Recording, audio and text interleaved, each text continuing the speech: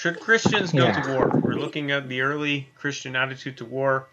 Right now we're talking about the teachings of Jesus. And then we'll expand out to look at the early church in the first few centuries. For and against, right? What can we consider about it, right? So to review, um, Jesus came to set people free from sin and death, right? That was his mission, to bring life, to seek and save the lost, right? And that in and of itself is a good message for us to remember and keep in mind. He didn't bring any armies, right? He came as a little baby.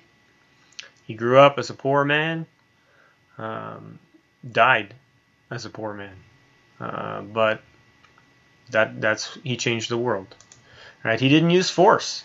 We never see him using violence or attacking anybody. We'll talk about one possible incident today, but in general, he's a gentle guy, right? The meek. Um, he used his words. He used the power of the Spirit. He never punished or threatened anybody, right? Now, you might say, well, you threaten somebody with hell, that's one thing. Well, when you're God, you can do that, I guess.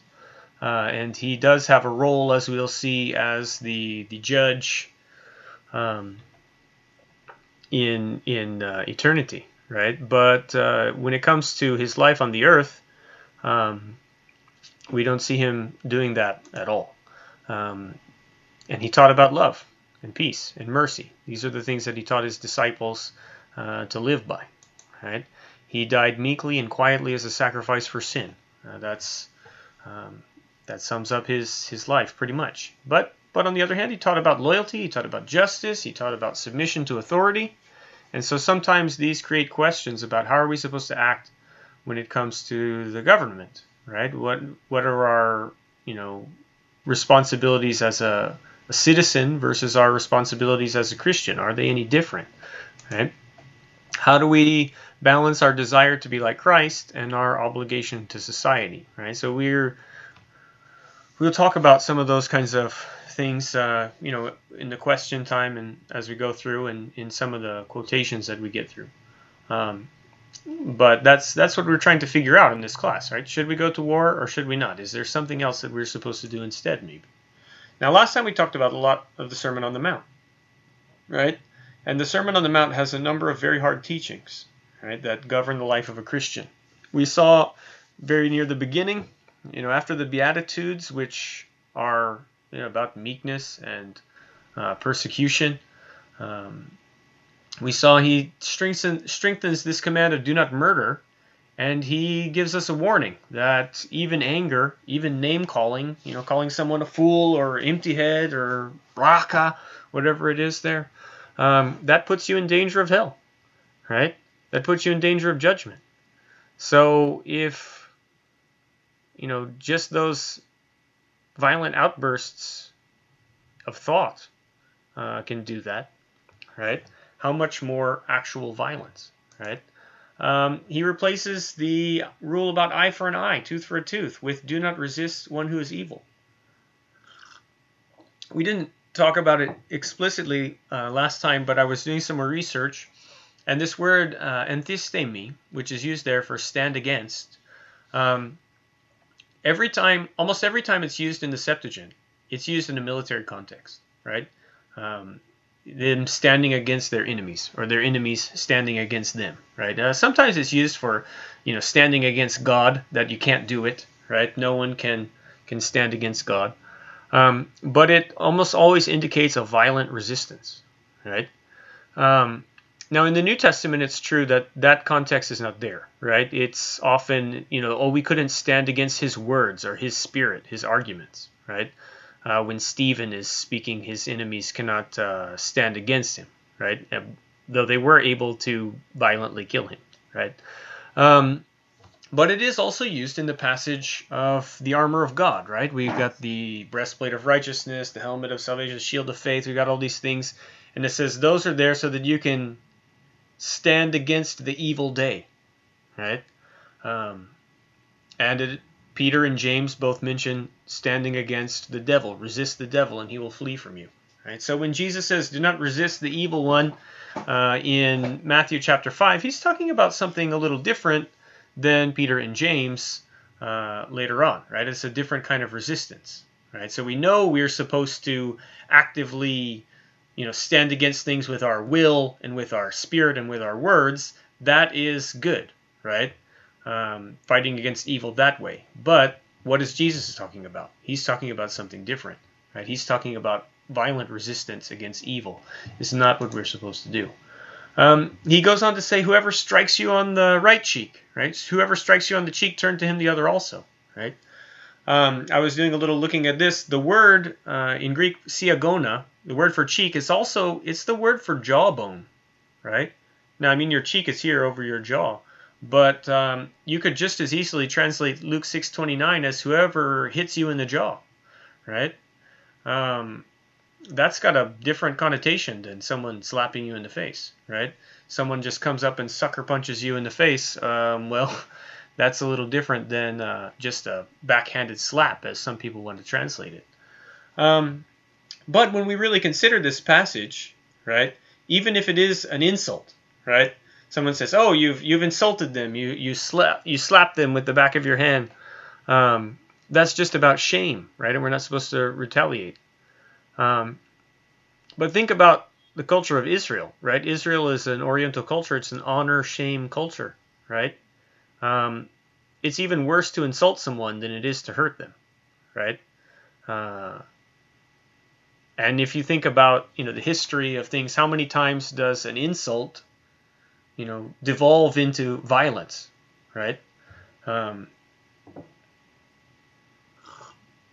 I was reading a book, some historical fiction, and this guy comes up and he's drunk and there's a confrontation with someone and they're two gentlemen, right? And one of them slaps the other one in the face. And they won't apologize. And so what happens? They get challenged to a duel, and they go out with pistols and stand there and, try to kill each other because one of them slapped them in the face and wouldn't apologize, right? That's what Jesus is trying to stop, right?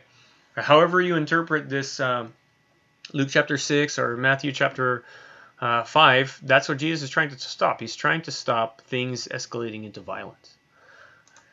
And then he goes on, obviously, to say this: love your enemies and pray for those who persecute you. And I don't know. I can't think of a way that you could possibly interpret that in support of using violence against your enemies, right? How can you love your enemy if you're trying to kill them, right? That doesn't make any sense. How can you love your enemy if you're trying to hurt them, right? Even if you're just trying to defend your neighbor, you say, "Oh, I'm going to defend my neighbor." Okay, but I'm going to take that guy's life to defend my neighbor.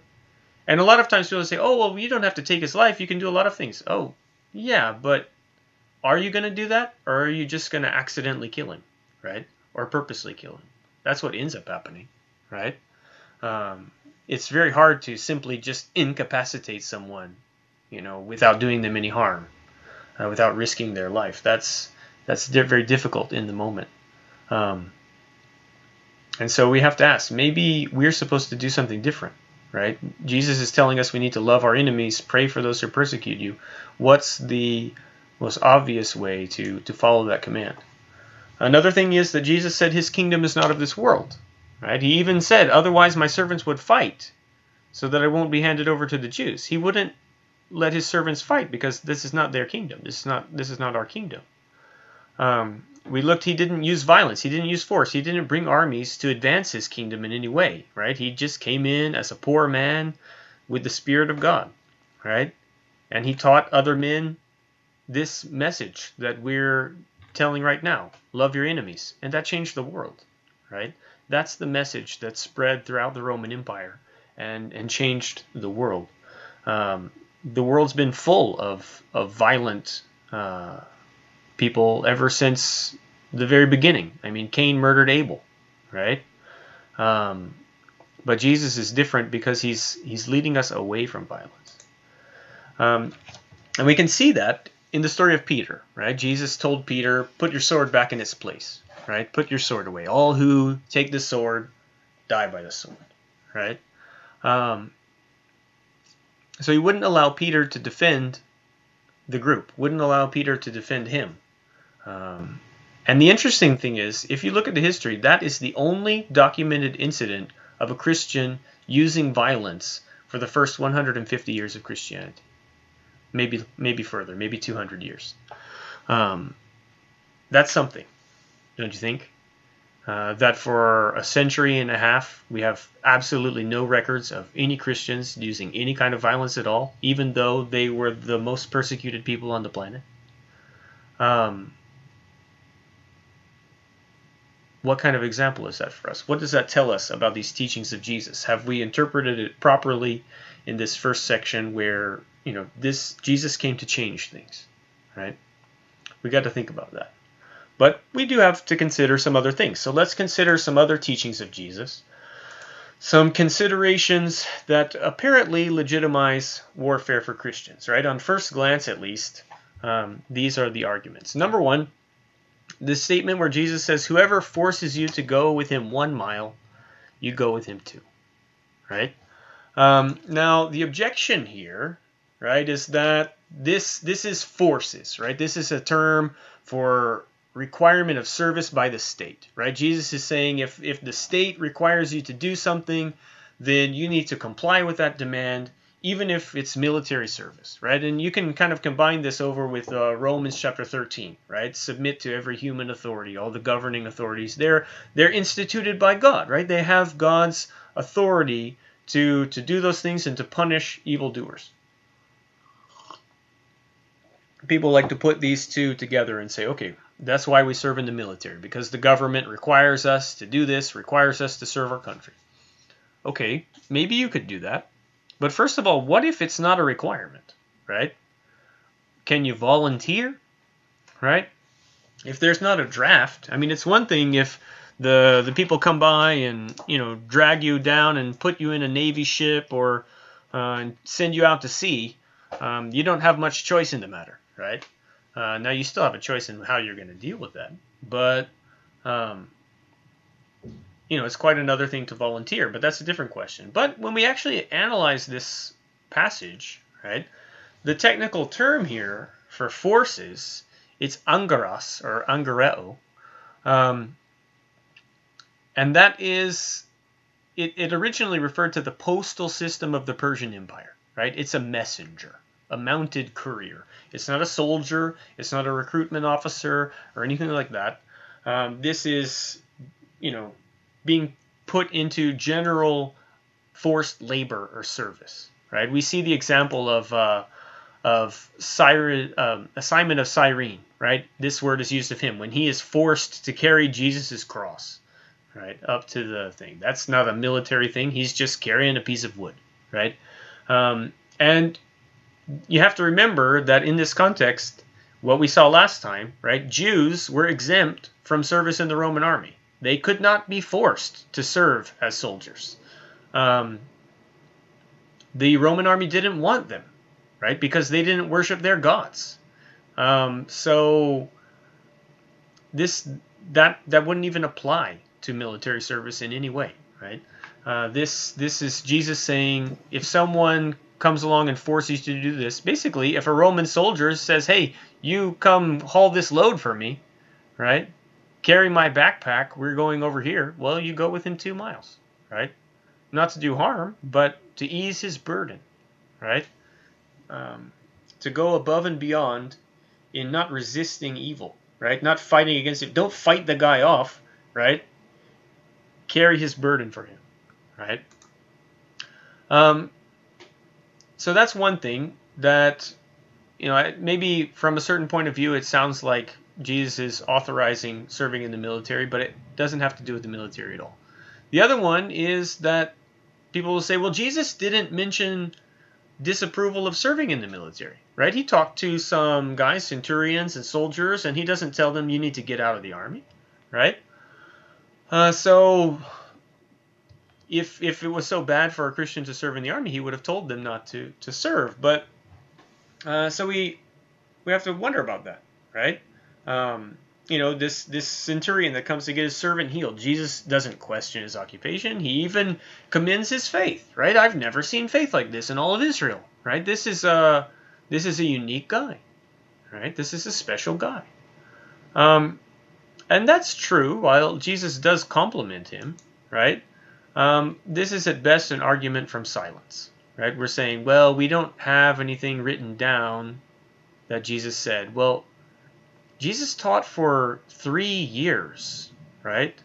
And we have just a few tens of thousands of words, right?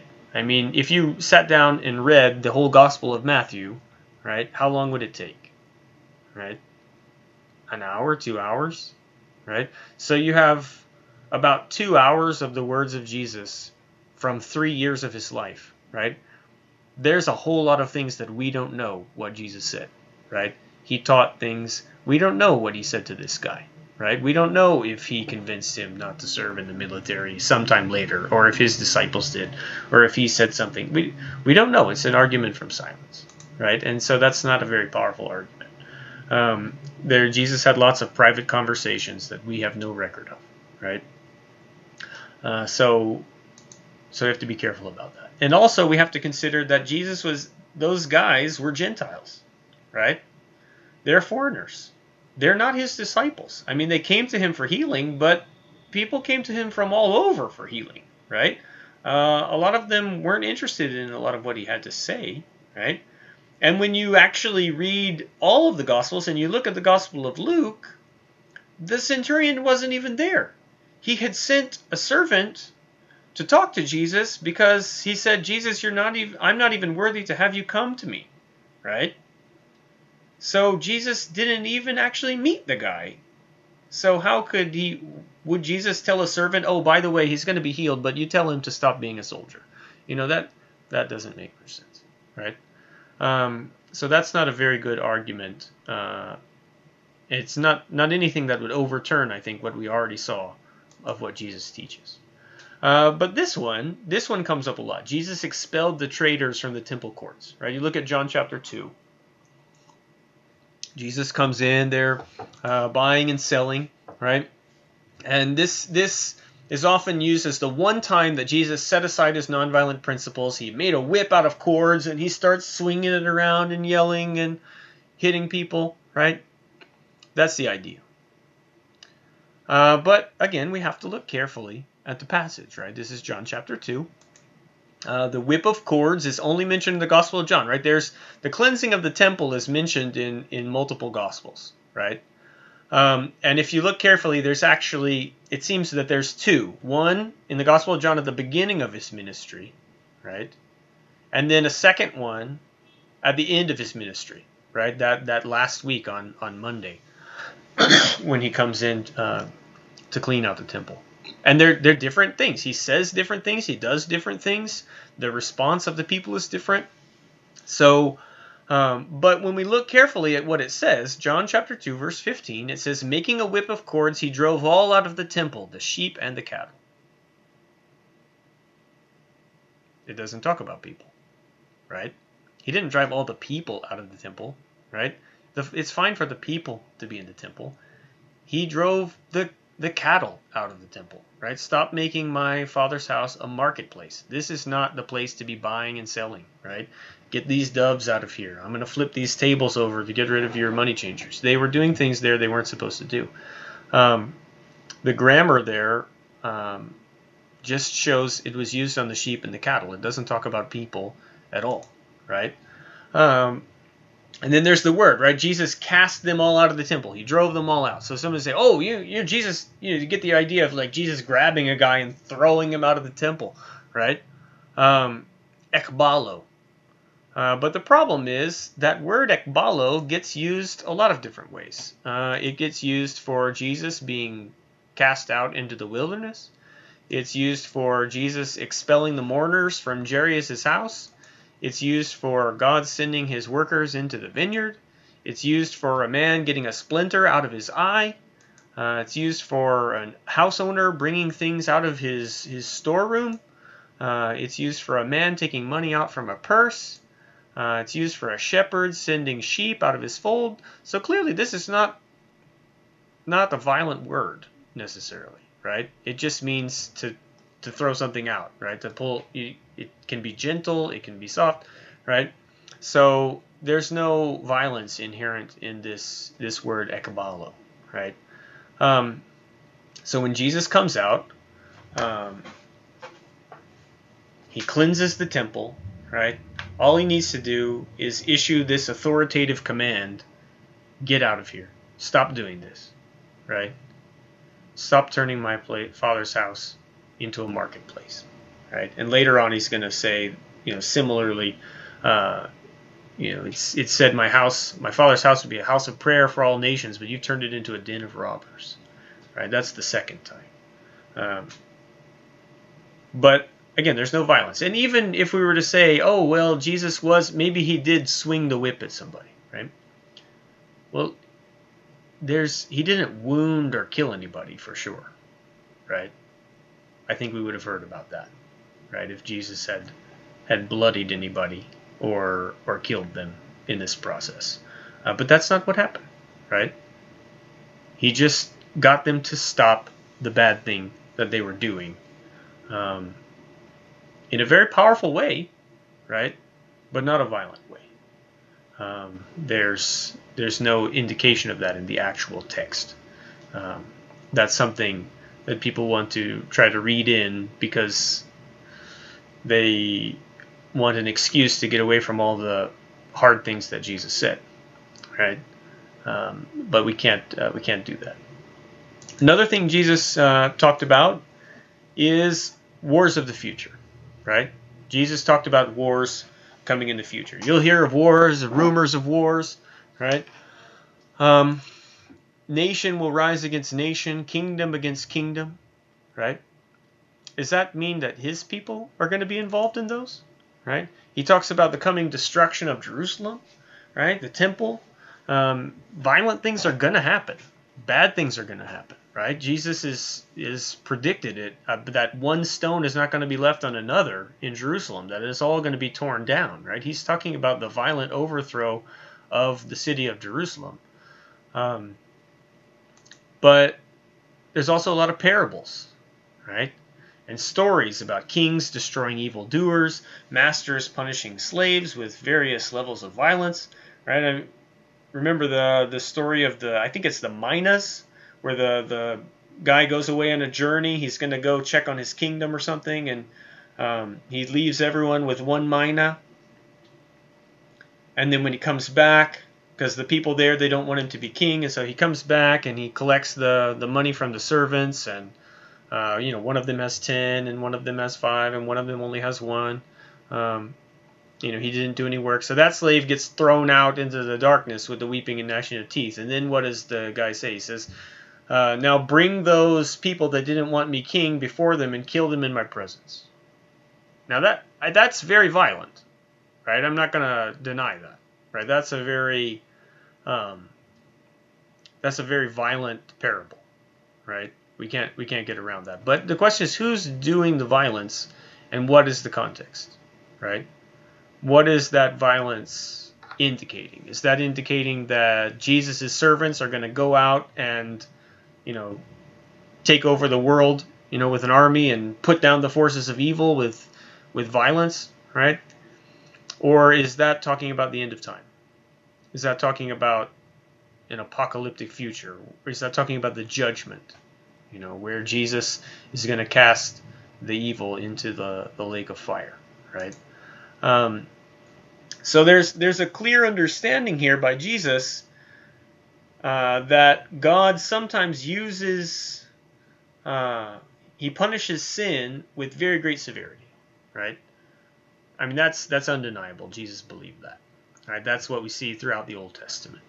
That's what we see in the warnings of Deuteronomy and the prophets and all of this. And Jesus understood that was going to happen to the Jewish nation very soon. Right? God was going to fulfill his promises that were in the covenant of what was going to happen if they rejected him. Right? And now Jesus has come in the flesh. God has come in the flesh as Jesus, and they rejected him. So what's going to happen? Again, they rejected him as their king. We have no king but Caesar. That's what they said. They wanted Caesar to be their king. They wanted to be part of the kingdom of this world. They didn't want to be part of Jesus' kingdom. That was a different kind of kingdom. And so their nation was going to be overthrown, right? So the question arises then, if God would use the Romans to punish sin, right? Because that's the idea, right? That Romans are going to come, can we assume that Jesus would want us, basically, his followers, to do the same? Maybe not in the same but certain circumstances. Are there certain situations where we can say, okay, God wants us to do this. God wants us to go attack these people because they're bad. Well, we have to think, though. God has power and love and knowledge and authority. That means that his decisions are always just, right? We might talk about a just war, right? Oh, we wage this war. It's a just war. Is it? Is it really? Has there ever been a just war? If you really think of the qualifications and the things that make something a just war, are they right? Right? I don't know. And a lot of times, even in a just war, lots of horrible things happen that make it unjust, right? Lots of civilians die. Lots of other things happen. That's because our decisions, we don't have God's power. We don't have God's knowledge. We don't have God's love and authority, right? So we make mistakes. But God's going to hold us accountable for those mistakes in the future. In the end, God's going to make sure everything is fair, right? In the final say so, right? So when God orders something, okay, but how many times has God ordered his people, now Christians, to do these things? I don't have any record of it, right? There's nothing in the New Testament. We have some things in the Old, very specific circumstances, right? But nothing in the New. And then we also have to consider in the Old Testament, we go back to the Hebrew Scriptures, right? God used foreign enemies, the Assyrians, the Egyptians, the Babylonians, the Persians, over and over again. The Greeks, he used them to punish his people, right? The Moabites, the Ammonites, the Canaanites, whoever, Edomites. But that never made the enemies innocent, right? Just because you're working as a tool for God, and you're using violence to destroy something, that doesn't make you innocent, right? When the Assyrians came, God sent them, allowed them to come and completely take Israel away, right? Almost destroy Judah. But the king of Assyria thought to himself, I know, I'll just completely kill them all, right? But God said, no. I didn't want them dead, I wanted them punished, right? Some of them did, but I don't want them extinguished. God had a plan, a purpose for his people. He wanted a remnant to be saved, right? And so because the king of Assyria went too far in his violence, God destroyed him. And then what happened? Well, the Babylonians came in. They were kind of the victors. I think you can even read it in Habakkuk, right? It's kind of, how long, oh God, are you going to let this go on, right? And God says, don't worry about it. I got somebody that's going to take care of it, right? So the Chaldeans come in and do this. And then the Chaldeans are a big problem. And Habakkuk's like, God, how long are you going to let this go on? And he said, don't worry about it. I got somebody else that's coming. Just kind of one wave after the other, right? God uses people for his purpose to punish sin. But inasmuch as they sin themselves, he's got someone lined up to punish them too, right? And then in the end, there's going to be the final judgment. So we have to think, even if we're fighting for God, right? And we say, oh yeah, America likes to sometimes think of that. We are God's people. We're God's chosen people somehow. Even though, no, that was Israel, not America, right? God, none of the Bible happens in the New World, right? But sometimes we think, oh, we're God's people. We're blessed, and we're doing this. We're fighting against evil, right? Well, that doesn't make us innocent, right? And without any actual command from God, how do we know that that's what we're supposed to be doing?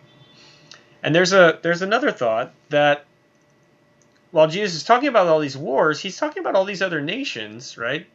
But Christians may very well have a very different duty than the unenlightened Gentiles, right? We're called priests, a kingdom of priests, you know.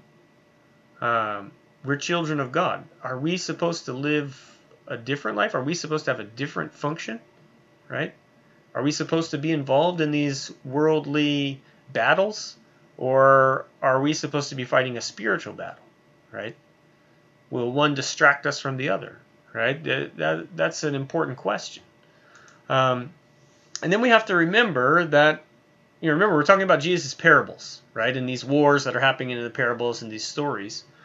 The parables are all really one-sided, right? I mean, this guy is going to go and there's going to be this war.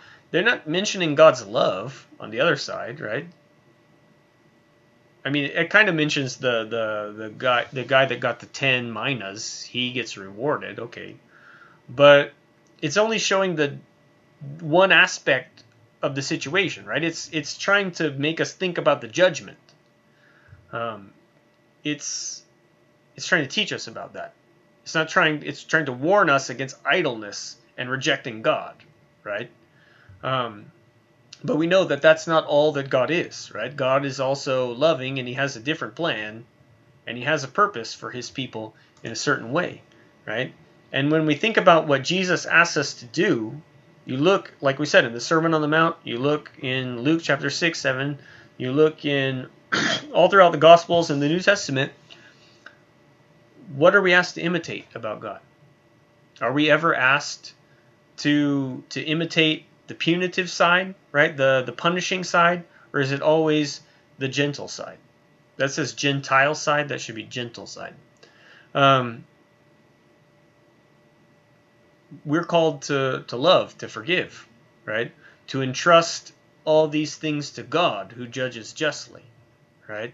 That if we suffer, God's going to make it right, right?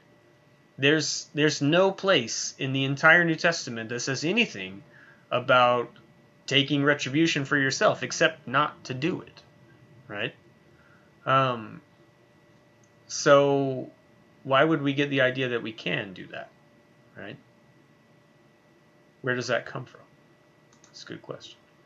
So Jesus talks about wars of the future, but that doesn't really mean that we should be involved.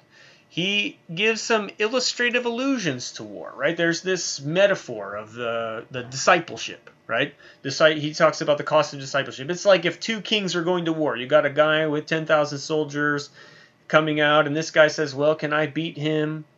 He's got 20, I've got 10. Do I have a good position? He's trying to figure out, and if he can't, then he's going to send a messenger to ask for terms of peace, right? Now that's interesting. And even that, right, there's a kind of an impending battle, but he still looks for peace if he can't win, right? But again, is that a justification for us to go to war, or is that just an example of the high stakes of being a disciple of Jesus, right? There's going to be something that's going to cost us a lot. It's going to be very difficult. We may or may not be able to do it. We need to think very carefully about that. And in that case, it's kind of like you can't beat God, right? So you need to ask for terms of peace. Here are the terms of peace to be a disciple. That's the meaning of that. Then Jesus also says this, I did not come to bring peace but a sword. Right? And Muslims love this verse, right? They like to show how Jesus, he came to bring a sword, right? Jesus isn't gentle and all this. They love the apocalyptic Jesus coming in and doing all this stuff. But again, look at it in context, right? I think it was Matthew 10. He's talking about dividing families, right? He's not talking about his own people using a sword. He's talking about the deep dislike that's going to come against the followers of Jesus, right? That his followers are going to be betrayed by their own family. They're going to be turned over, right? Just like we see the Apostle Paul going in and dragging people out of their homes and then casting his vote against them to sentence them to death, right? That's the kind of thing that Christians are going to be up against, even among God's people, the Jews. How much more so among the nations, right? But there's no indication here that it's ever a Christian that's doing the violence, right? The violence is always directed at the disciple, right? Never from the disciple. But then there's this verse. And a lot of people like to take this verse, they look at the example with the whip, and they say, look, Jesus is using some violence. And then they look at this. This is from Luke, I think chapter 24. They're at the Last Supper there, and Jesus is telling them, I sent you out before without a bag and without a cloak and all this. Now you need to get that. And he says, and whoever, let him who has no sword sell his cloak and buy one. Right? So Jesus gives this statement on the night that he's about to be betrayed, that his disciples, that if they don't have a sword, they should sell their cloak and buy one. Now that's a strange command. Why would Jesus tell his disciples to buy a sword unless he expected them to use it? Right? That's a legitimate question. Right? This is one of the hardest statements to deal with when you're talking about Christians using violence, right? And a lot of people look at this as an example. See, we should be allowed to use self-defense, right? Because Jesus says go buy a sword. But we have to ask, why did Jesus say this, right? Because we also have to look at the context. I mean, look over at Luke chapter 24. I will get my Bible out so I can read the whole thing. Sorry, I don't have the verse reference on there. It's not Luke 24. It's Luke 22. He says, back in 35, when I sent you out without purse or bag or sandals, did you lack anything? Nothing, they answered. He said, but now, if you have a purse, take it, and a bag, and if you don't have a sword, sell your cloak and buy one. He says, it is written, and he was numbered with the transgressors, and I tell you that this must be fulfilled in me. Yes, what is written about me is reaching its fulfillment. And the disciples said, Lord, look, here are 2 swords. We got 2. He said, that is enough. And then they went out. Now, that's 2 swords is enough? Enough for what? Right?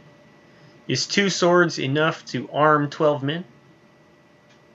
Is 2 swords enough to defend 12 men from the people that are about to attack them? That are going to come with a mob of clubs and swords and things like that? Torches? It's not, right? 2 swords is not enough to defend 12 people. It won't work, right? Is this for later? Are they just supposed to save the sword? Or does Jesus tell us exactly why they need the sword? Did you catch it? He explains it, right?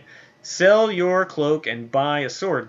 It is written, and he was numbered with the transgressors. And I tell you that this must be fulfilled in me, right? That which is written must be fulfilled. Right? This is the prophecy of Isaiah chapter 53, verse 12. And he was numbered with the transgressors. This is how it is fulfilled.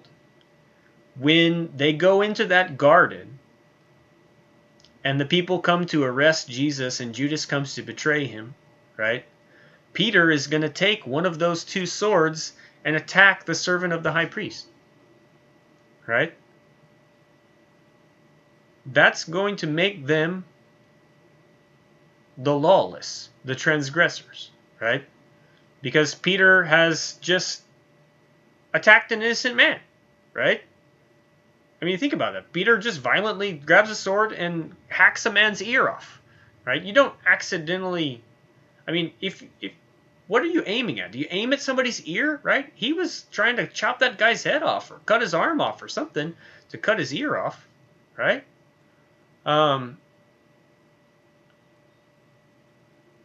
Jesus was fulfilling a prophecy, right? They needed that sword so that they would look like a band of armed rebels and that Jesus was their leader, that he would be counted among the lawless. And then there's another fulfillment. Some people say, well, no, that's not it, because in Mark 15:28 it says he was crucified between two thieves, right? And that fulfilled, he was numbered with the transgressors. But the problem is, when you look at the manuscript evidence, Mark 15:28, that's not in the oldest manuscripts. It just says he was crucified between two thieves. It doesn't mention any fulfillment of a prophecy. That comes in later in the Latin text, hundreds of years later, right?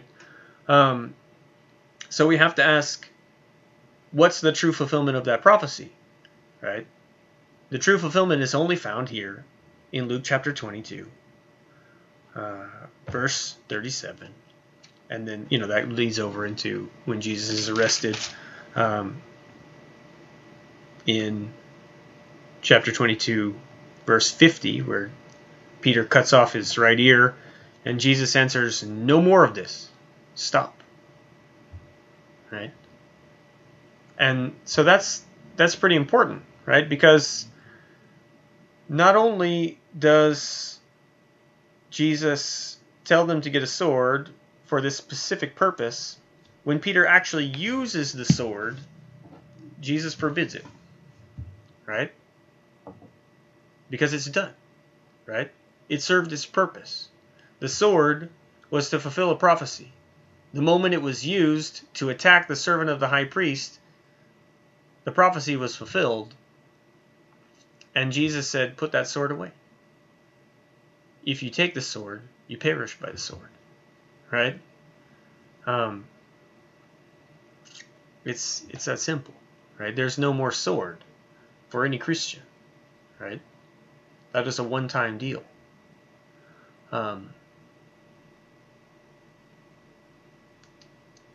People skip over the fulfillment part there, and they just look at, he said buy a sword, so I should buy one and I can defend myself. That's not what it says, right? The one time that sword was used, Jesus said, stop it, put it back, don't use it, right? Don't draw it again, is the implication. If you take that sword with you, you're going to die. We looked at that last week. So we got to be careful with that. That's a hard one to deal with, but I think that's the right interpretation. Another one is this. Jesus recognized the civil government of his day, right?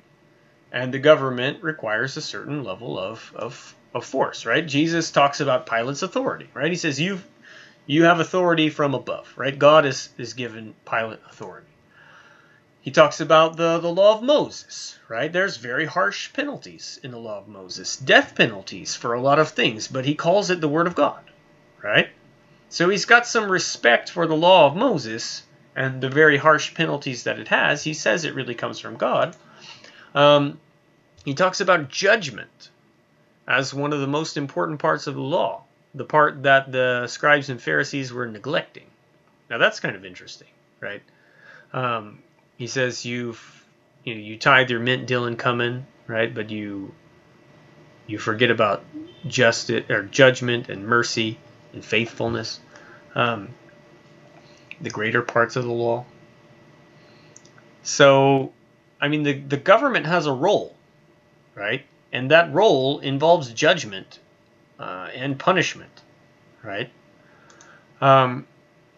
And so we look at Jesus, he's obedient to the Jewish law, right? He followed the law always. He didn't sin, Right? That's the like one of the most fundamental Christian beliefs is that Jesus followed the law without sin, right? Um, so he must have had some respect for it. He paid the temple tax, right? Even though he thought himself was exempt, right? Peter said, "Oh yeah, my master pays the temple tax," and Jesus tells a little story. Asks Peter, "Hey, did they tax the sons or just the foreigners?" And they tax the other guys. It's like, I'm the son of God. I don't need to pay the temple tax, right? But he didn't want to offend them, so he told Peter to go get a fish, and he'd find some money in it and to go pay the tax, right? He also told his disciples to comply with the state's demand for forced labor. We saw that earlier, right? Again, it's not forced military service, but it is forced labor, right? The government can force you to do things. That's no fun, but that's the truth, right? He didn't make any kind of active opposition to the governments in his day, right? He wasn't trying to overthrow the government. I mean, he had a zealot in his group. He just meekly submitted to the official measures that led to his death, right? He submitted, right? He didn't fight back. He was like a lamb before its shearers was silent, it says, right? So that's something, right? He's letting the government do its thing, right? He also refused to be made a king over Galilee, which in some ways shows some respect for King Herod, right? Herod's the king. I'm not going to be the king over this. Maybe, maybe not. And then he makes this statement, right? Give to Caesar's what is Caesar's, right? Some people say, well, doesn't that mean we're supposed to serve in the military if the government demands it? Right? The government says you need to serve, you need to serve. Is that what that means? Well, not really, right? He's not talking about military service. He's talking about taxes, right? Give me the coin for the tax. Whose picture is on that? Whose inscription? That's Caesar's.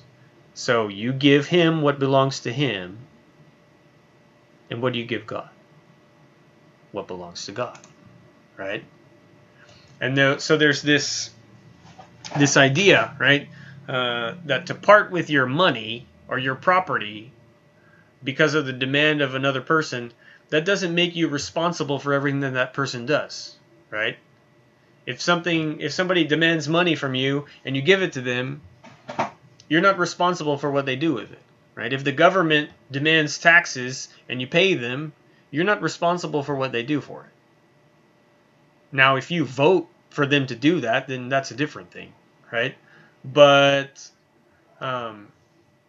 and just because you're willing to part with your property and give the government money or whatever, that doesn't mean that you're going to do every single thing that they say, right? Or another person, right? If they have some authority over you, that doesn't mean you're going to do everything that your boss tells you, right? Because sometimes we obey God rather than man, right? Because we have to. But we pay our taxes, right? We meet our obligations in that way. And again, there's that give to God what is God's, right? We're not made in Caesar's image. We're made in God's image. We give ourselves to God. We give our money to the government, right? I mean, obviously, we've got to give some of our money to God too, but that's what we do, right? So that just because Jesus approves of the government existing and doing its job, that doesn't mean he supports Christians going to war. There's an objection that people like to make that if we all obeyed Jesus' non-resistance teaching, then that would destroy the peace of society, right? There would be no more well-being. It would just be, chaos, right? If the right to use force is taken away, then society would just fall apart. There's no order. Is that accurate, you think? If Christians stopped using force, would that make things fall apart? The idea basically goes that if we literally followed everything that was in the Sermon on the Mount, right, then that would encourage evil, right? And that would encourage people to riot because there's no consequences for doing wrong, right? Somebody slaps you, well, then you just got to turn the other cheek and they're going to slap you again. Then you turn the other cheek and they're going to slap you again. And they can just keep slapping you and then laugh and run away and go slap other people, right? And you'll never have a moment's peace. Or they can take your cloak and you have to give them your tunic and they'll sue you and then you'll make a deal with them and everything will just be bad, bad, bad. Is that true? Is that how it works? That's not how it works, right? People say instead of the kingdom of heaven, we would have a paradise of thieves and criminals if people followed these things. But there's a problem with that interpretation. Right? There's a flaw in the logic here, right? First of all, Jesus' teachings are only meant for his disciples, right? Jesus' teachings are not meant to just everybody in the whole world do this, right? All the governments just lay down their weapons and all the militaries just put down their weapons and nobody fight or do any more. I mean, that would be great, right? But Jesus is teaching his disciples, his followers, which at that time was a very small group, right? Now it would grow. There are a lot of us today, right? And the effect of all of people that claim to be Christians doing this today might be a little different than it was at that time. But that's important, right? It's only for the disciples, right? So that doesn't mean we're going to dissolve the government and all its power because they're not Jesus' disciples. Also, using force or not using force doesn't make us useless, right? Some people have that idea that, if I don't use violence, then I'm going to, I'm just useless. You're just standing there. You're passive, right? But passive is not what this is about, right? The principles of Jesus are very effective at stopping sin, right? And sometimes they're more effective at stopping sin, right? Because you can threaten somebody with punishment and violence and death and all sorts of things, and they'll still do it, right? And they might never change. But these principles of Jesus, they're not normal, right? Someone comes up and slaps you and you don't retaliate. You just turn the other cheek. They might slap you back again.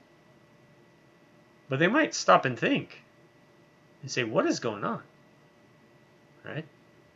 Why is it like this? Why are you not responding the way that everyone else responds? Right? There's a lot of stories out there of Christians following Jesus' commands to love their enemies and pray for those who persecute them and not do them. Horrible things happened to them. They were persecuted, they were killed, they were raped, all sorts of things. But it led to a change in the person that had done evil to them. Right? Not every time. But enough times that there's a good indication that that's what God wants us to do. Right? Because there's a lot of things we can do. And just our example, right? I mean, think about the people that are in the world, right? And they see how differently you act, and they might comment on it and say, wow, your family is so different, right? These people are so different. How come you treat people like that? I want to be a part of that, right? And they want to repent, and they want to stop sinning. They want to know about Jesus, right? That's what changes the world. And as you think about it, as more and more people become Christians, fewer and fewer people need to be threatened with violence to behave properly, right? Because we follow the law because that's what God told us to do, right? God told us to be kind. We don't need to be threatened by jail or death to not steal or hurt people or drive too fast or do what all the different things that you might do to endanger people around you, right? We're going to do what's right, because that's who we are. And as more and more people become like that, society gets better and better. So more Christians means more social security, right? The system works better, right? You don't get like these really bad guys rising to the top and taking over everything, right? Because they start to wonder, this is different. Something's going on, right? And the pressure of everyone being good and the example, it just expands out, right? So we change the world that way. There's one more theory, though. One last theory that people have about Jesus and his teaching. Why didn't he talk about this? Why didn't he expect these things? And it's this interim ethic theory, right? What that means is that some people, they admit Jesus did not believe in the use of violence against evil, right? They said, no, of course. Jesus didn't believe in that. But they say, but Jesus, see, he thought the end was coming very soon, right? He thought he was going to come right back and that the end of the world would be there. And so there's no reason to use violence because it's just going to be a few years, right?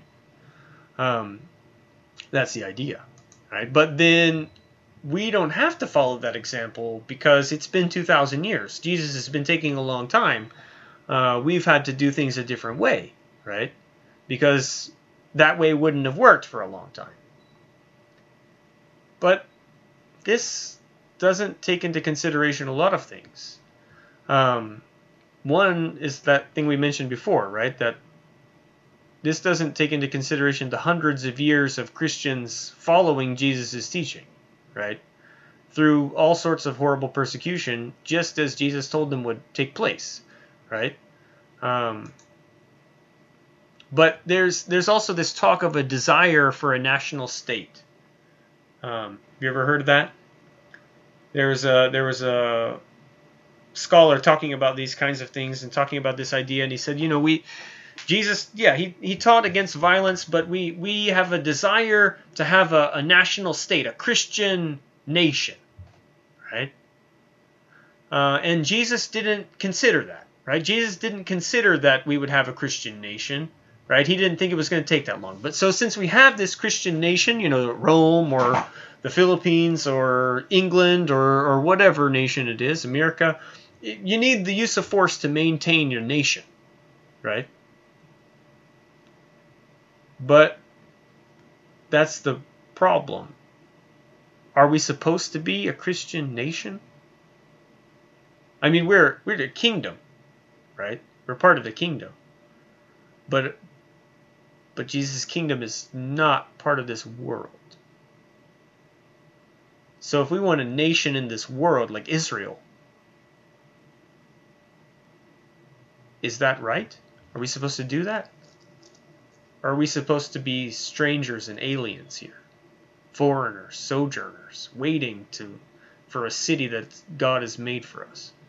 We're not concerned about what happens to us here. Right? This desire for a national state is not something that comes from God. It comes from our own desire. And our own desire leads to sin. That's the problem. There's a lot of problems with that theory. The other is that there's no proof that Jesus based all his teachings on the idea that the world was going to end in a generation. Right? That's just a theory. That's just a thought.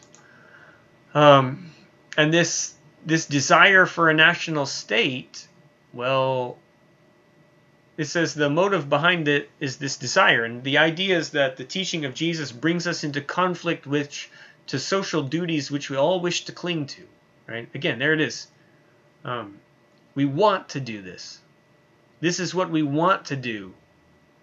And we have to use force and violence to do what we want to do. Is that what God wants us to do? Or is that what we want to do? Right? Is that what God told us to do? Or are we just doing what's right in our own eyes? This is the problem with this theory. Right? There's no such thing as a Christian nation. Right? We're not part of this world. And so if we try to run things like old Israel, that's not how things are supposed to go. And we saw just a little bit ago, right, that the rise of Christianity, as more and more people become Christians, that doesn't destroy society. That makes society better, right?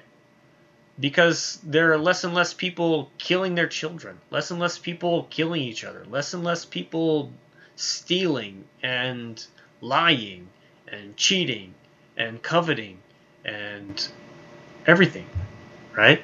More and more people are honoring their parents, are being married and raising families and loving their neighbor. And think about it, right? What do we need that violence for? What does it lead to? So, if the teachings of Jesus, which this theory admits are all about nonviolence, conflict with our desire for a nation, a national state or something, what should we choose? Should we choose Jesus' teaching or choose our desire? I think we know the answer to that, right? So we can summarize this, right? Because the interim ethic is the last sort of possibility, right? Jesus never spoke about war directly, right? In relation to participating in it or not. But the evidence shows very plainly that he did not use any form of violence, personal or public, and that he taught his disciples to live that same way, right?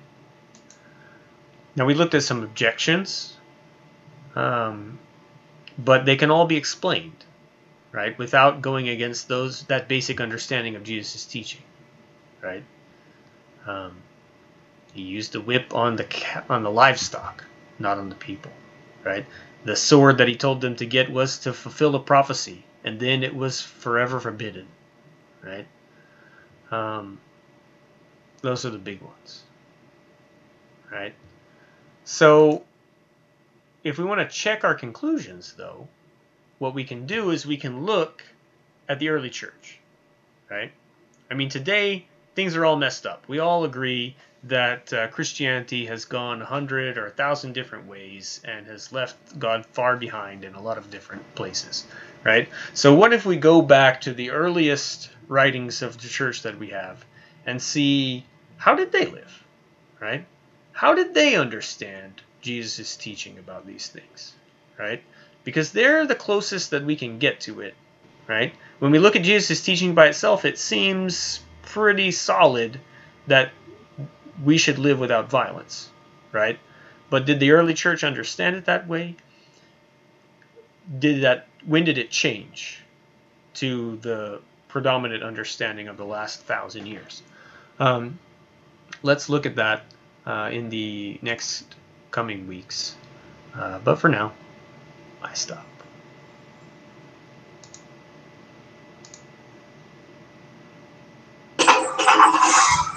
So, yan po. May malaman.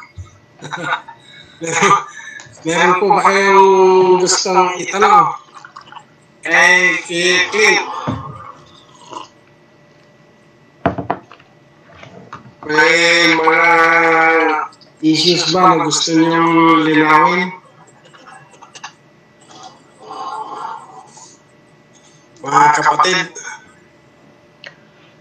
before we close this session, or before we acknowledge no question according to Glenn. Sabi niya, may kwan dyan, iniisip dyan na paano yung mga militar, paano yung mga Christians na militar. Clint, in the New Testament there were I think 4 centurions, Roman captains, and one of them taught by Peter, and after he heard even his household. After he heard the message of the gospel, he became Christian. Yeah, But there, Cornelius.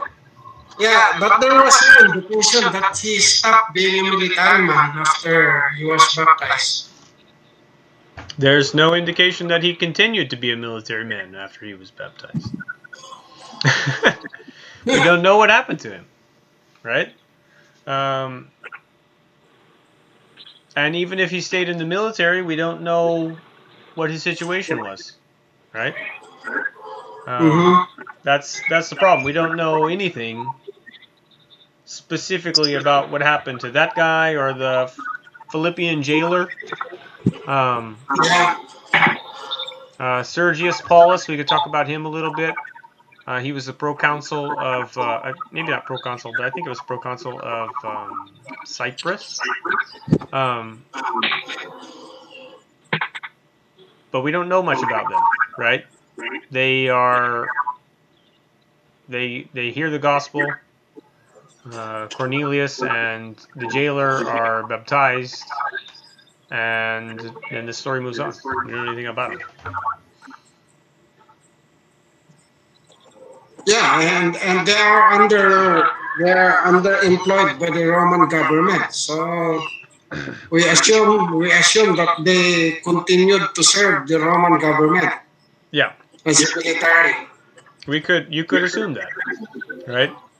But the question is, could they stay in the Roman Empire, in the military, and live without fighting, live without using violence?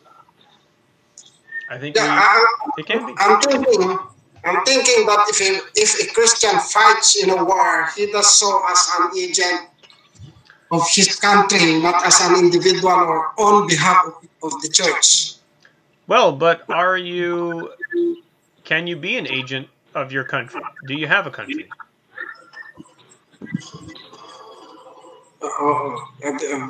Because government, God entrusted the government to secure peace in order.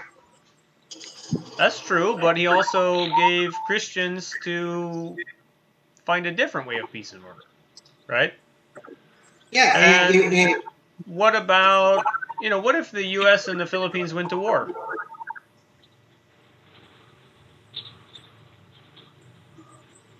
Do I become your enemy? How many wars have been the government? Oh, I'm just an agent of this government. I'm just an agent of that government. You look at the World War II, right? Were all of the Germans Nazis? How many of them were Christians?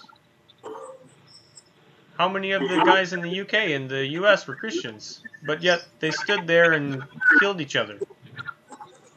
Because the government told them to? Which one was right? Which government was not instituted by God? And which one was, right? If the government tells me to kill you or tells you to kill me, should we listen? You can't do it, right? I mean, people have done it for 1,000 years, but it doesn't make any sense. For Christians to go to war against each other, that doesn't make any sense. But that's been most of Christian wars, right? I don't see it. Oh, and there are Christians are now serving the military. There are. My brother was in the army before. He retired. He was in the infantry in Afghanistan and Iraq.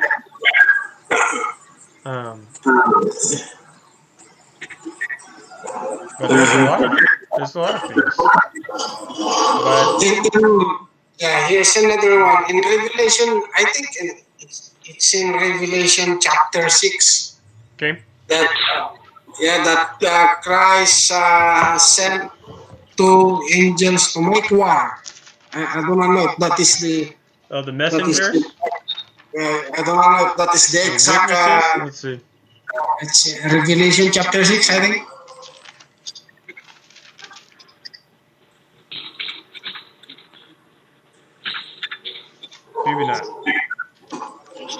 two messengers? That one or something else?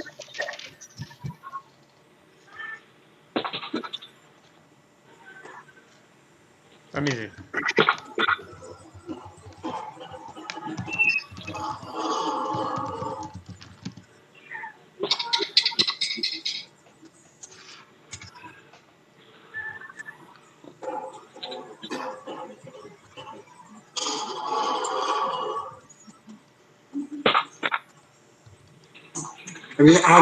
Have you seen it? I think, yeah, I think Revelation chapter 6, Where at? about the four horsemen Okay. riding up to conquer and fight, Right. to impoverish and to kill. Uh, these are realistic images of war. Yeah. But are those Christian horsemen? Yeah, but my point is the Lamb or the Jesus is the one who sent them. That's true. Because he's God, right? Yeah, and he sends these four horsemen into the world as part of the judgment of God upon sinful humanity. Yeah. But how many Christians are making war in Revelation? Or is it just the beast always attacking them and his armies? Right? The Christians are always the ones being attacked. But also, Jesus, he fights with the sword of his mouth, right? It's not an actual sword, it's the word of God, right? So this is a book about judgment and the judgment of God. And we know, like I said, God does these things. God has the authority to do them. If God commanded us to go to war against our enemies, like he did the Israelites, to go in and destroy the Canaanites and Perizzites and Hivites and Jebusites, right? Then we need to do that. But there is no place where he did that. He commanded us to do exactly the opposite. He commanded us to love our enemies, to not repay evil with evil, right? To turn the other cheek, to do unto others as you would have them do unto you.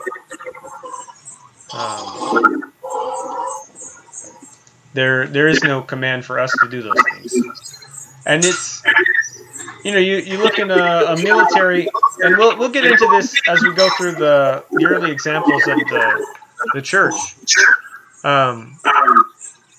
Even the Romans, they had their army, right? But they also had their priests. And the priests were not supposed to serve in the army. They weren't supposed to get blood on their hands because they had their own job to do, right? They had their own sacrifices to make and their things to do. And so if you think about us as the people of God being priests, and I know the priests in the Old Testament, some of them went into battle as well, but again, that's not what we're called to do, right? We're called to make spiritual sacrifices, right? To offer up our prayers and our lives as living sacrifices, right? We're called to follow in the example of Jesus, right? To imitate Christ, right? And so, again, we might look and say, well, Jesus does this in Revelation. Yeah, but how does that apply to us? Because what he tells his disciples to do is to wait for him to take care of it all, right? He's the one that's going to take care of it. We're just obeying and being the light of the world, right? The salt of the earth. We're changing the world with the gospel, right? We have a ministry of reconciliation, right? Our job is to make peace, right? To make peace between men, to make peace between God. That's what we're called to do, right? And that's a hard enough job, right? without saying, well, the government wants me to do this, so I need to go and I'm fighting for the government. Well, where does Jesus say you can go fight for the government? Right? He doesn't say that. That's not a thing, right? We have citizenship in heaven. We've given that up, right? We have maybe some benefits, right? Paul used his Roman citizenship, but how did he use it, right? He only used it as a defense, right? Hey, I'm a Roman citizen. You can't beat me, right? And they didn't beat him, right? He didn't press charges. He didn't, try to have anybody imprisoned. He didn't do anything like that. But he said, you can't do that to me because of the law, right? And so that's, we can take advantage of our earthly citizenship in that way, but no one can tell us, well, you have to do this, even though it goes against what God told you to do, right? We're at a conflict. God told us to do one thing. We have a desire maybe to do another thing, right? And it's a noble desire to go fight and defend your country, right? To secure liberty and freedom and to protect people. That's a noble desire, right? And if you look, as we'll see, the early Christians, they complimented people on that, right? But they didn't practice that, right? They didn't do those things because they were called to a different purpose, right? And so we're calling people out of that, because again, and there's a lot of different ways to defend freedom, right? There's a lot of ways to give your life for your country, right? And there's kind of a joke. It's sort of a joke. It's not entirely a joke. Go back to some of these famous generals. I think General Patton in World War II with the U.S. tank commander. He had a thing that it's I don't want you to die for your country, right? It's not about dying for your country. It's about making some other guy die for theirs, right? That's how you win a war. But so we talk about these guys, they've gone and they've dedicated their life to this. It's like, okay, well, if you gave your life for your country, that's one thing, right? But if you took another life for your country, that's something different, right? That's not what we're supposed to do, and that's the issue, right? How can we be effective in what God has given us to do, right? Versus these other things. What do you think?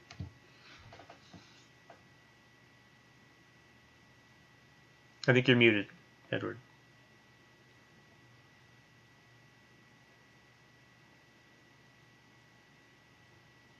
We can't hear you, Edward.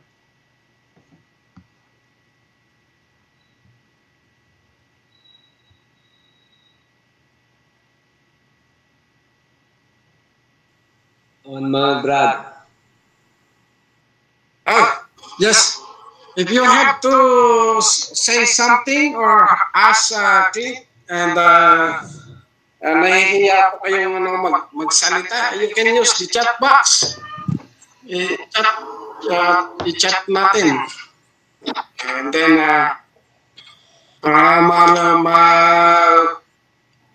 at least meron tayong ma-clarify sa mga issues na experience natin this time.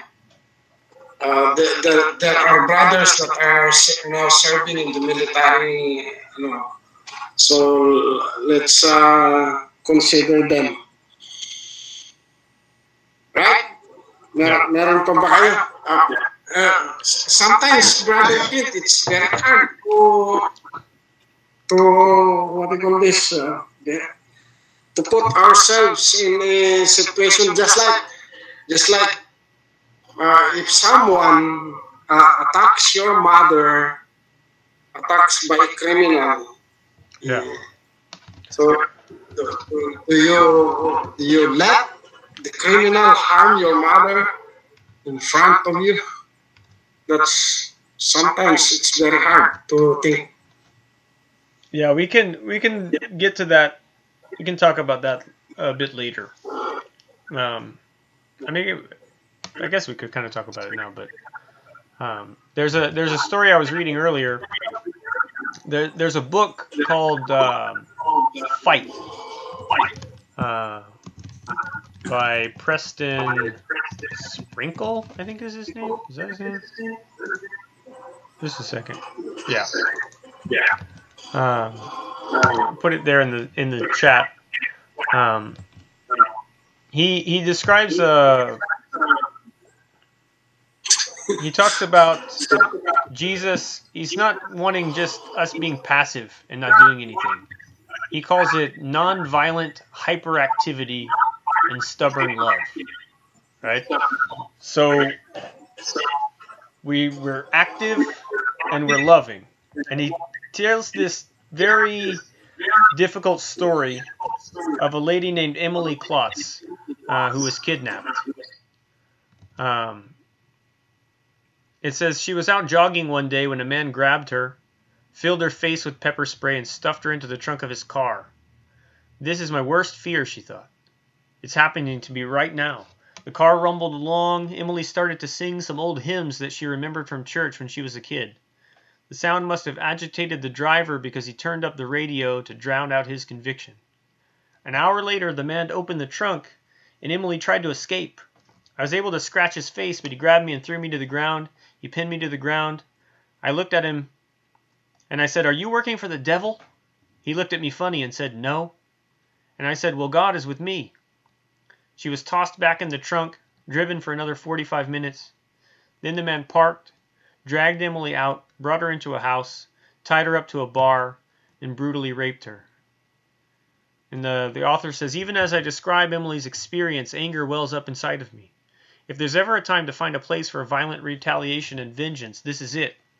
Logically, emotionally, physically, I see every reason to break into that house and beat the rapist to a bloody pulp. Emily, however, chose a different route. She had more faith in King Jesus than in human vengeance. When she was shoved back into the car, she began to sing Amazing Grace. Interestingly, Emily herself considers that very moment to be the time when she came to a genuine faith in the Lord Jesus Christ. After being dumped off and finding her way home, she called the cops, and the rapist was arrested and given a 30-year sentence. But no arrest, not even a 300-year sentence, could heal Emily's wounds. She suffered from seemingly incurable wounds, yet above all, Emily wanted to follow Jesus, to live like Jesus. I felt the Lord wanted me to forgive the man who raped me. He reminded me of Jesus on the cross when he said, "Father, forgive them, for they know not what they do." So I spoke it out loud. I choose to forgive this man. And I said his name. Father, I want you to forgive him because he doesn't know what he's done. And I ask you to bring him to his knees in repentance before you. Emily faithfully prayed for the man's salvation. She asked the Lord to help relieve her of her hatred and despair. She depended on Christ rather than retaliation to be her healer. While the man was in prison, Emily's words, "Are you working for the devil?" and her singing Amazing Grace gnawed at the man's broken heart. 2 years into his sentence, he gave his life to Jesus and is now a witness to other inmates in prison. After hearing of his conversion, Emily recalled, "I jumped up and down, praising God in my kitchen, and I was so excited that my prayers had been answered." Emily resisted evil, not with a gun, but with songs of praise. She responded non-violently to violence, and God used her counterintuitive response to conquer both her own heart and her rapists. She fought violence with non-violence, and she won. That's a tough story, but a beautiful story in the end. And I mean, you don't want to ask somebody to live through terrible things, right? But I mean, there's this question. Some people say, "Oh well, I'll stop them," right? So someone's attacking my mother. I'll defend her. Okay, I'm not saying don't defend people, right? But how are you going to do it, right? it's something that you have to think about. Somebody say, well, I've got a gun, I'll shoot them. That might work, right? But what if they weren't really going to hurt your mother? What if it was just a threat? And now you've shot them, right? And you've made them, what if you miss and you make them really angry? And there's a struggle for the gun and your mother gets shot when she wasn't going to get shot, right? There's a lot of things that could happen, right? What if you shoot the guy and then 3 other guys come around the corner, right? You don't know, right? You don't know that violence is going to succeed. It's not 100% successful, right? But how do you know that just shouting and drawing attention to yourself won't get them to leave, right? Or how do you know that just giving them your wallet won't stop it and they'll go away and it will all be okay, right? This lady, right? I mean, she clawed and scratched at the guy. I'm not going to fault her for that, right? I might say that maybe Jesus says we shouldn't do that either, but I'm not going to just let that go, right? But she just asked the guy, "Are you working for the devil?"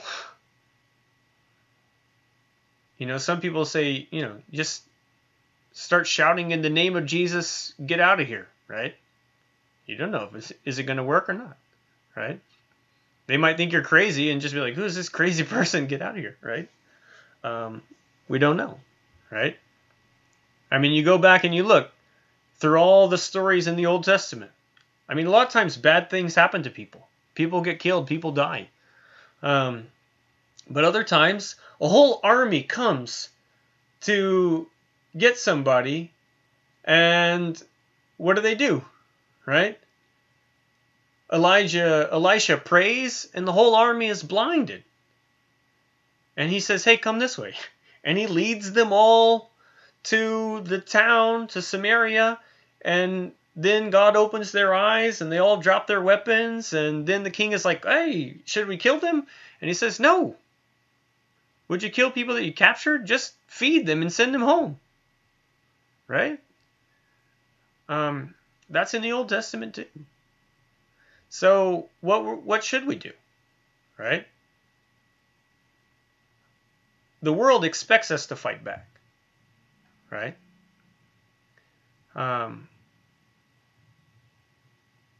They don't expect us to respond with love. Right? And again, I'm not saying just stand there and don't do anything, because that's not love. That's just cowardice, maybe. Right? There are a lot of things that you could do. There's a million things that you could do. Right? There's some things that you can do proactively. Right? You can lock your doors. You can have all sorts of, defenses. You can have a plan of action. I mean, all those may or may not work, but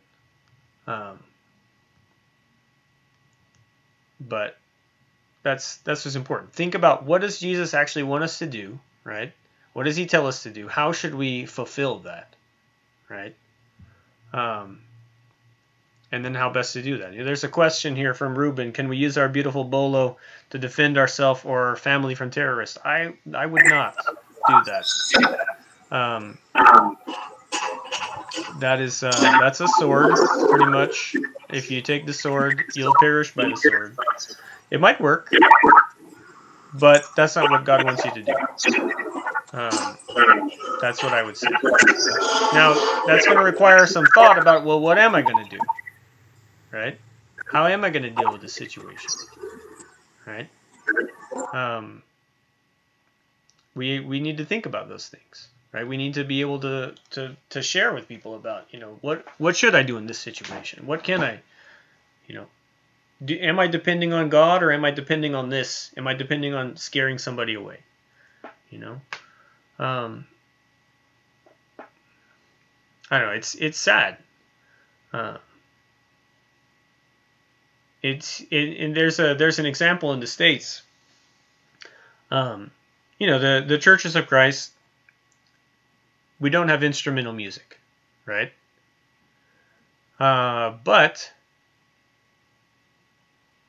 Texas is an open carry state, right? Which means that you can openly carry a pistol like in the Old West, just on your side, right?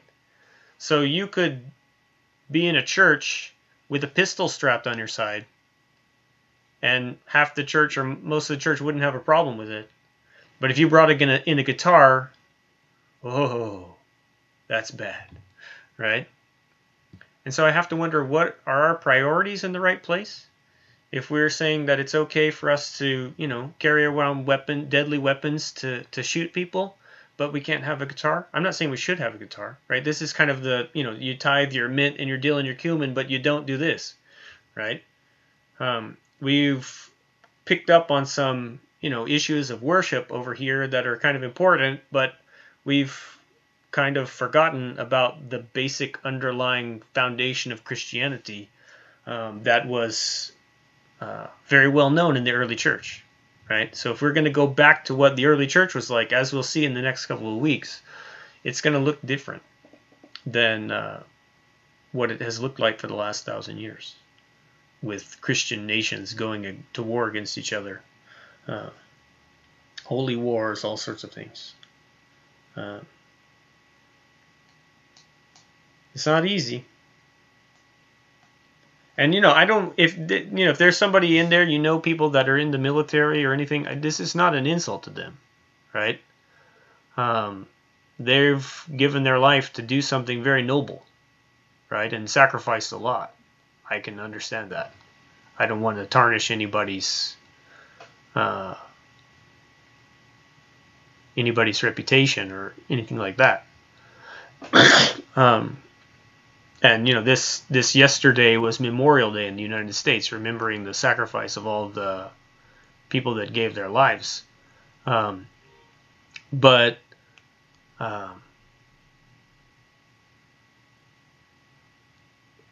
we've got to fix what's wrong, right? And when we find out what the right thing is to do, just like Josiah, when they found the law in the temple and they said, "Oh man, we've not been doing this for how many years?" That's why God is so angry with us. Are we going to do what God says, or are we just going to keep going and doing whatever we have been doing, right? Sometimes it takes a change, sometimes a drastic change. I mean, luckily in today's military, you can say, okay, I'm retired, right? You're not really forced to be there. And there's positions in the military, there's positions in the police that are not using violence, right? There's a great example of a guy in the U.S. military, Desmond Doss. There was a movie called Hacksaw Ridge. I never saw it because it's a pretty violent movie, but he was a guy, he was at the Battle of Leyte Gulf. He was in Okinawa, I think. He was in Guam. But he was a conscientious objector. But he volunteered, I think, to enlist. But he would not hold a gun, right? But he signed up as a medic, and he saved the lives of something like 200 people. Like, he crawled back and forth and carried 100 guys to this cliff and lowered them down to get them out of enemy fire. He received a Purple Heart and 2 Bronze Stars for valor and all sorts of things. Never touched a gun. The only time he touched a gun was when he took a rifle stock to splint his arm because it was broken by a grenade. So, I mean, this was a guy, he's in the military, right? But he dedicated his life to saving all these guys. And put his life on the line over and over and over again. And there's nothing wrong with that. Ruben asked the question, I missed it earlier. How about serving in barangay police? Police work is a little different, right, than being in the military. There's a similarity, but there's a difference.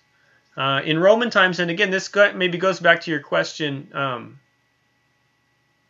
about the centurions, right? The Roman military wasn't just the army, they were also the police, right? But again, what's the purpose of police? What are the actions that they're doing, right?